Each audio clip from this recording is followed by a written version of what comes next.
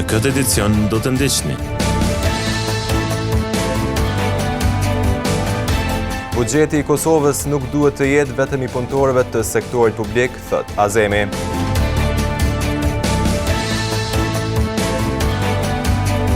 Trajner italian bëri në Gjakov leksione të reja për Akademinë e Vllaznimit.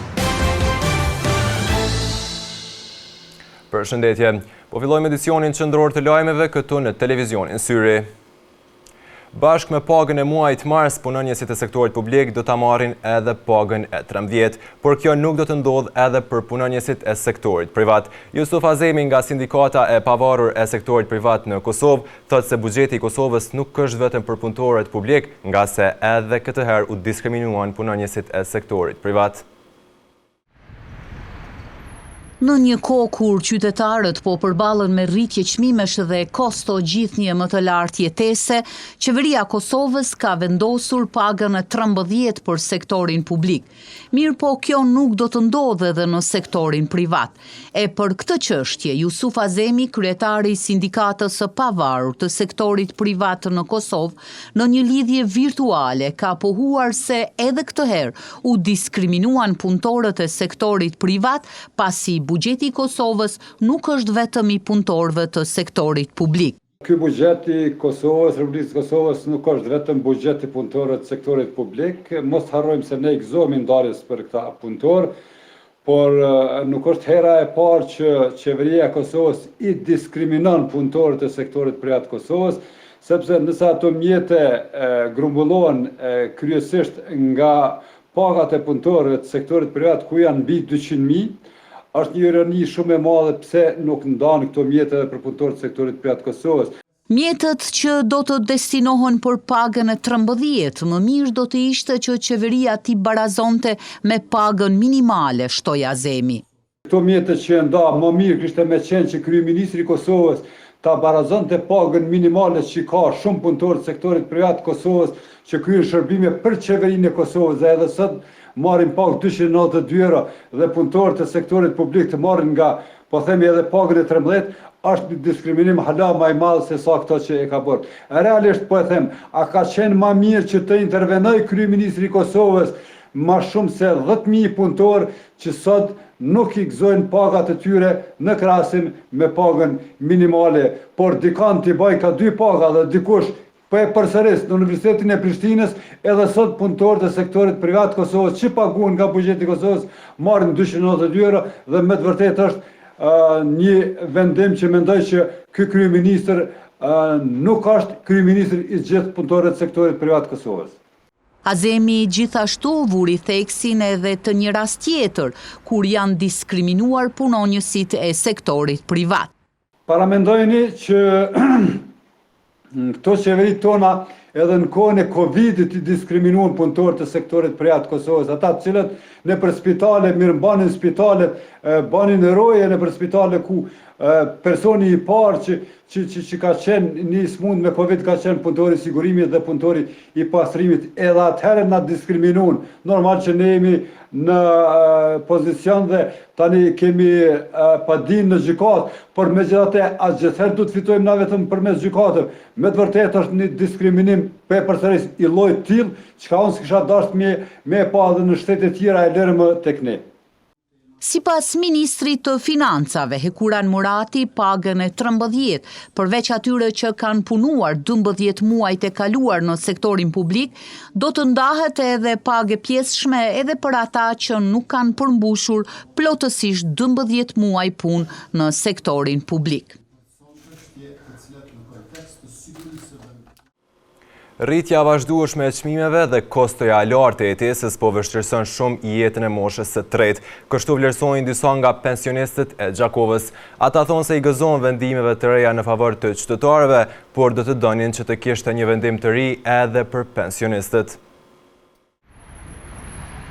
Pensionistët vazhdojnë të mbeten ndër kategoritë më të prekura nga rritja vazhdueshme e çmimeve në vend, duke përballur çdo ditë me vështirësi gjithnjë më të madhe ekonomike. Për të parë nga afër situatën, ekipi i televizionit Syri ka qëndruar në qendrën e pensionistëve në Gjakov, ku shumë të moshuar kanë shprehur shqetësimet e tyre lidhur me koston e lartë të jetesës. Njëri prej tyre tha se rritja e çmimeve të produkteve bazë po a vështirëson ndjeshëm përballimin e shpenzimeve mujore. Tash kjo gjendja tash momentare që është ngritja e çmimeve na ka zonë befasi e nuk po mujmë me marrë. Pra inshallah situata pak përmirësohet edhe neve na letohet pak puna. A i theksoi se pensionet aktuale nuk janë të mjaftueshme për të përballuar rritjen e vazhdueshme të çmimeve, duke shtuar se shumë pensionistë po detyrohen të kursejnë edhe në gjërat më elementare. Ndërkohë, në një kohë kur për kategori të tjera po paralajmërohen përfitime shtesë, përfshirë edhe ekzekutimin e pagës së 13, pensionistët thonë se për ta nuk ka asnjë vendim të ri apo mbështetje konkrete.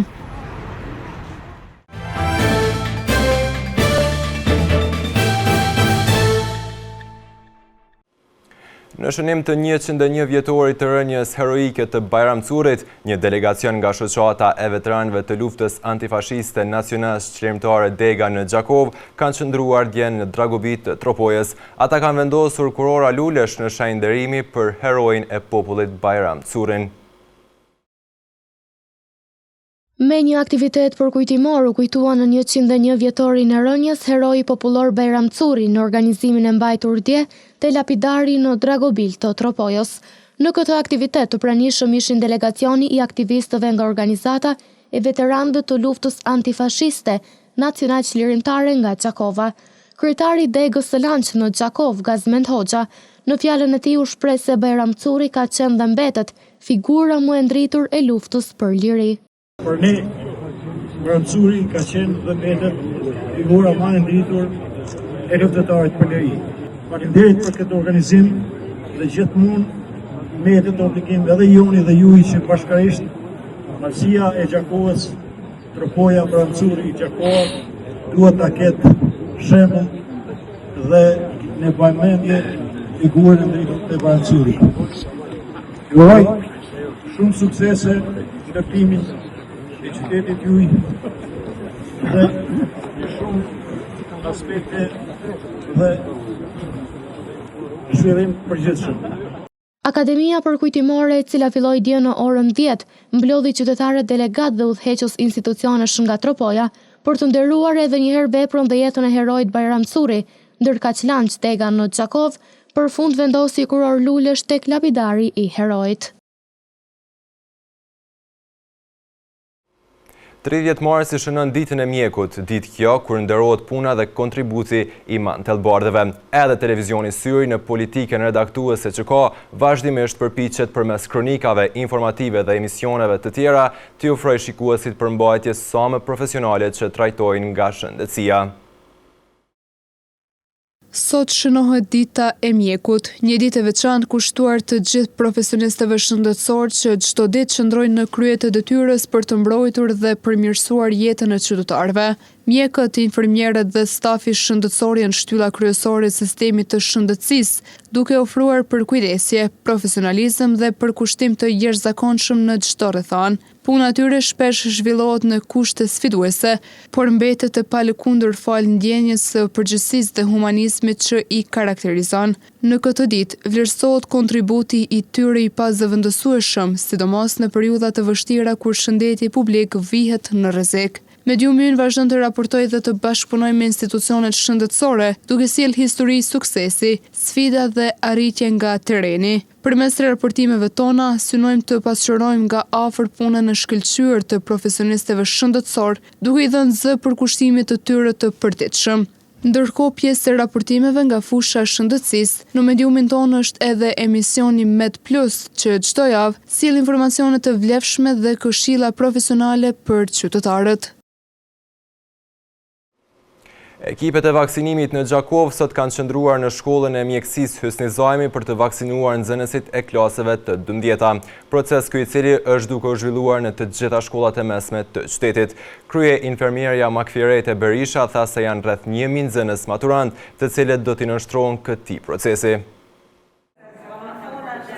Qendra kryesore mjekësisë familjare në Zgjakov ka nisur tash një javë fushatën e vaksinimit për maturantët e të gjitha shkollave të mesme të larta në Zgjakov. Ky proces po zhvillohet brenda hapësirave shkollore, me qëllim që të lehtësohet çësia nxënësve në shërbimet shëndetësore. Sot, ekipi mjekësor ka qëndruar në shkollën e mesme të mjekësisë Hysni Zajmi për vaksinim. Kryenfermierja e vaksinimit në ÇKMF, Makfirete Berisha, tregoi më shumë rreth rëndësisë së vaksinimit të kësaj moshe.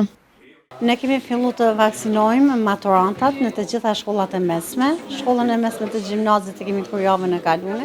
Tash do të vazhdojmë këtë javë në shkollën e mesme të mjekësisë dhe të gjitha më radhë. Kjo është vaksina përfundimtare kalendarit të vaksinimit, IPET kundër difterisë dhe tetanusit. Janë të përgatitur pra për studime, duhet të pa marrë parasysh secili maturant i komunës tonë të vaksinohet këtë vit.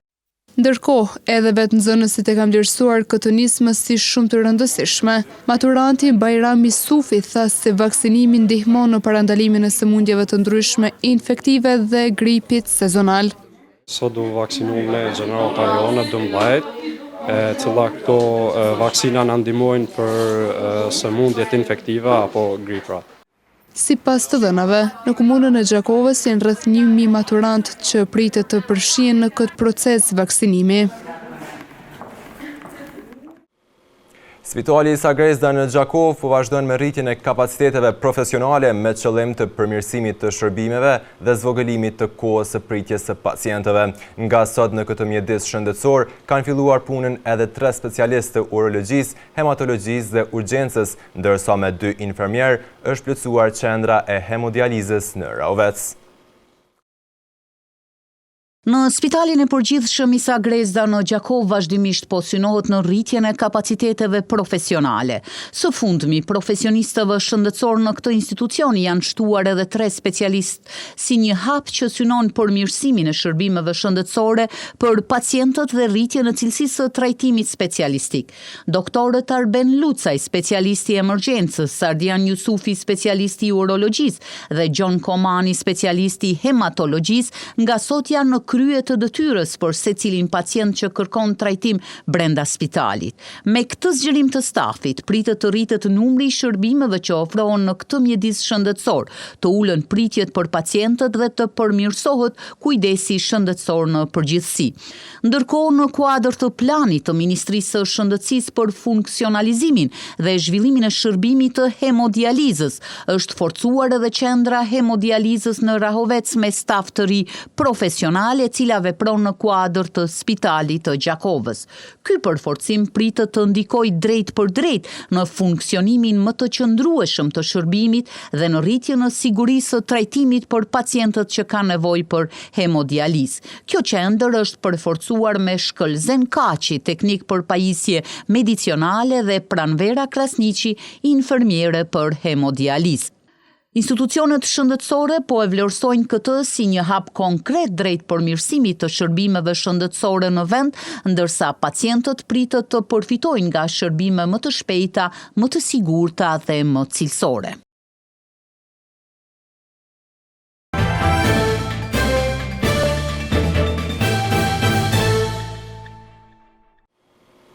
Sportistët në Akademinë e Futbollit Vllaznimi do të kenë mundësi që për disa ditë të marrin një uri dhe të shkëmbejnë përvoja me trajner të futbollit italian.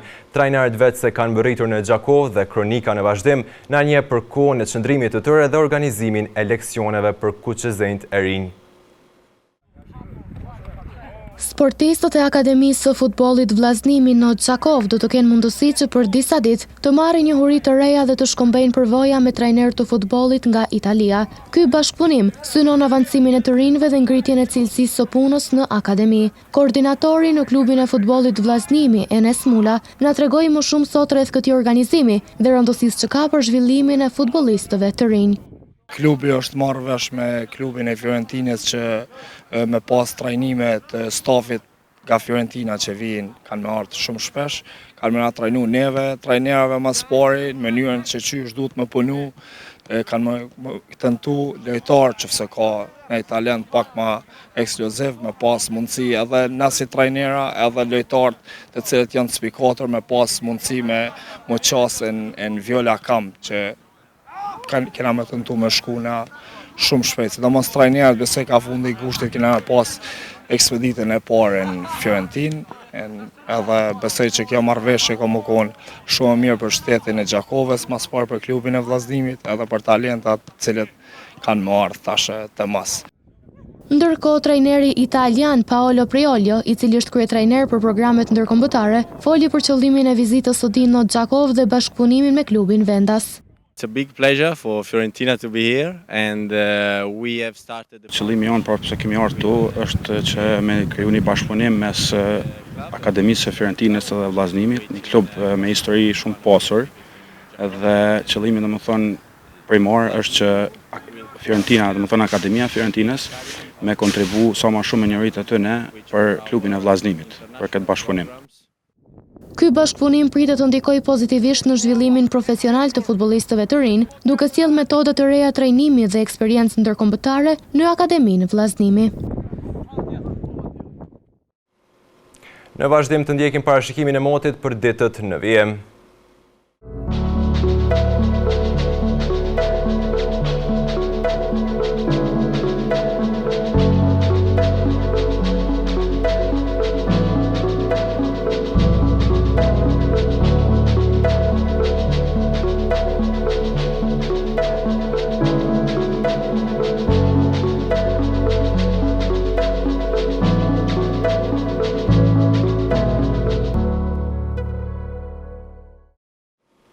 Para se të ndohemi të ndjekim edhe një titujt kryesor të këtij edicioni.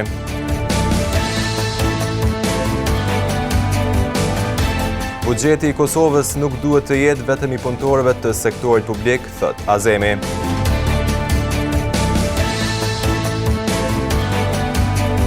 Trajner italian bëri në Gjakov leksione të reja për Akademinë e Vllaznimit. Këtu merr fund ky edicion qendror i lajmeve. Ju mund të vazhdoni të na ndihni në televizionin Syri si dhe në rrjetet tona sociale. Mirupafshim.